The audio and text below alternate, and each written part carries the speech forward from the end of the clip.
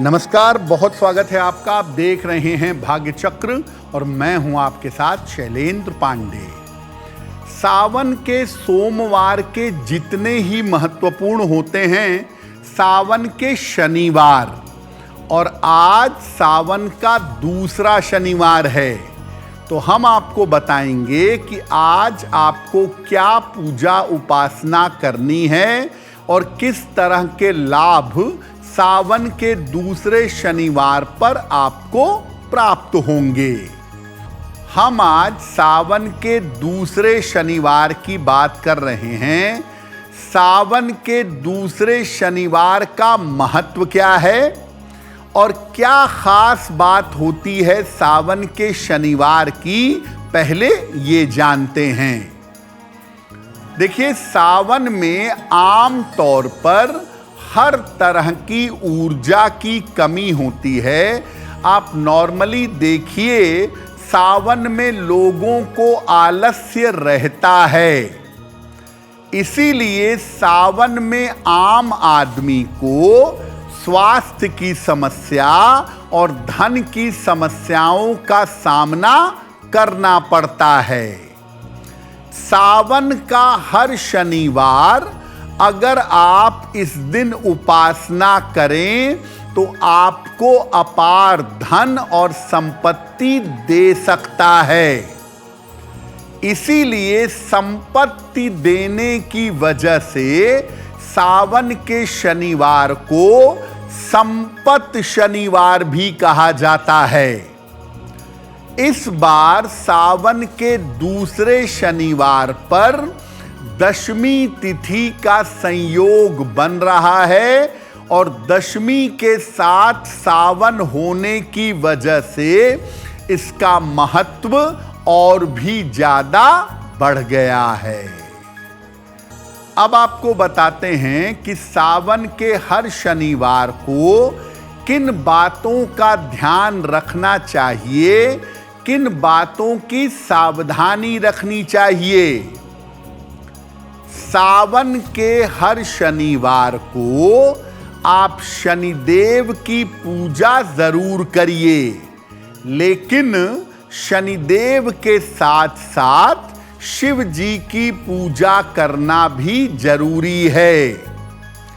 प्रयास करिए कि सावन के हर शनिवार को एक समय आप उपवास रखें और एक समय आप भोजन करें।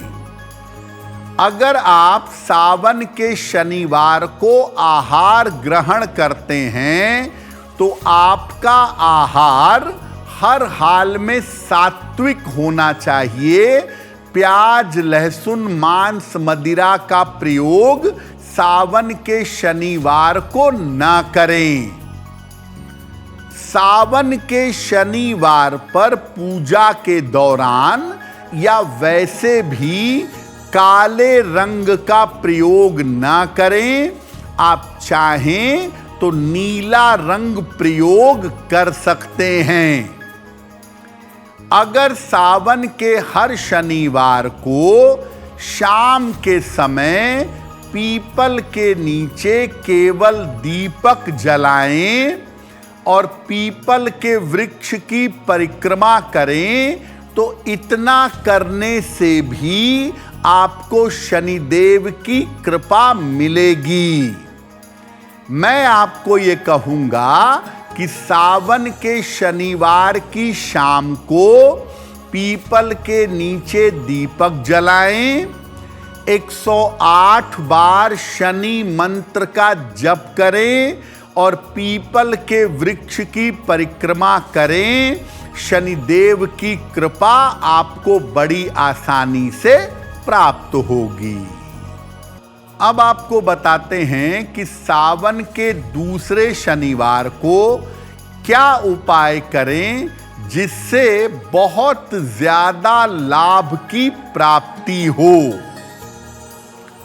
आज शाम को यानी सावन के शनिवार की शाम को स्नान करिएगा।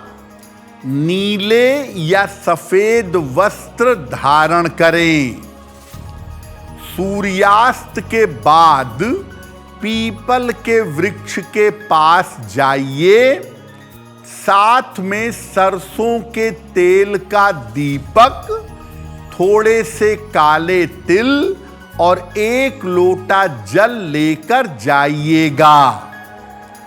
सबसे पहले जल में काला तिल डालकर पीपल की जड़ में डालिएगा। इसके बाद सरसों के तेल का 1 दीपक जलाइएगा और वृक्ष की परिक्रमा करिएगा। इसके बाद अपनी मनोकामना के हिसाब से घर पर आकर या वहीं वृक्ष के पास शनि मंत्र का 11 माला जप करिएगा। जब मंत्र का जप कर लें, पूजा पूर्ण हो जाए तो किसी निर्धन व्यक्ति को धन और अन्न का दान करिएगा। इसके बाद सात्विक भोजन ग्रहण करिएगा। भोजन में अगर काली उड़द की दाल की वस्तुएं हों तो ज्यादा उत्तम होगा। यानी आज शाम को आप अपनी मनोकामना के अनुसार शनिदेव के मंत्र का जप करें। कम से कम 11 माला, पीपल के नीचे दीपक जलाएं सरसों के तेल का, और किसी निर्धन व्यक्ति को धन का, अनाज का, वस्त्र आदि का दान करें। अगर सावन के शनिवार पर आप ऐसा करते हैं तो जीवन में शनि से संबंधित और रोजगार से संबंधित जितनी बाधाएं हैं, ये बाधाएं दूर हो जाएंगी। अब आप अपनी अलग अलग मनोकामनाओं के लिए सावन के दूसरे शनिवार पर यानी आज के दिन शनिदेव के अलग अलग मंत्रों का जप शाम के समय कर सकते हैं। कम से कम 3 माला या 11 माला शनिदेव का मंत्र जपना चाहिए। अगर आप धन संपत्ति प्राप्त करना चाहते हैं, अगर आप चाहते हैं कि आपको निरंतर धन और संपत्ति मिले, तो कौन सा मंत्र पढ़ेंगे? स्क्रीन पर देखिए, ओम शन्नो देवीर अभिष्ठयः आपो भवन्तु पीतये संयोरभि स्रवन्तु नः। ओम शन्नो देवीर अभिष्ठयः आपो भवन्तु पीतये संयोरभि स्रवन्तु नः। शनिदेव का वैदिक मंत्र है और इसको अगर आज आप जप करते हैं संध्या काल में, तो निश्चित रूप से आपको भविष्य में धन और संपत्ति की प्राप्ति होगी। अगर आपकी 7.5 चल रही है, आपकी ढैया चल रही है और उस वजह से आप परेशान हैं, तो आज शाम को मंत्र पढ़िएगा, ओम प्राम प्रीम प्रौम सह शनैश्चराय नमः। ओम प्राम प्रीम प्रौम सह शनैश्चराय नमः। इस मंत्र का 3 माला या 11 माला आज शाम को जप करिएगा। अगर आपको नई नौकरी चाहिए या आप नौकरी प्राप्त करने में दिक्कत महसूस कर रहे हैं, तो क्या मंत्र पढ़ेंगे? मंत्र देखिए स्क्रीन पर, ओम ऐं ह्रीं स्त्रीं शनैश्चराय नमः। ओम ऐं ह्रीं स्त्रीं शनैश्चराय नमः। कम से कम 11 माला इस मंत्र को पढ़िएगा और नौकरी प्राप्त करने की प्रार्थना करिएगा। अगर आप सामान्य रूप से शनिदेव की कृपा पाना चाहते हैं तो शनिदेव का सबसे सरल मंत्र है ओम शं शनैश्चराय नमः। ओम शं शनैश्चराय नमः। इस मंत्र का 11 माला या 3 माला शाम के समय जप करिएगा और शनिदेव से प्रार्थना करिएगा कि वो अपनी कृपा आपके ऊपर बनाए रखें। अब वक्त हो गया है ऐसा क्यों का। ऐसा क्यों में हम आपके मन और जीवन से जुड़ी हुई तमाम जिज्ञासाओं का समाधान करने का प्रयास करते हैं।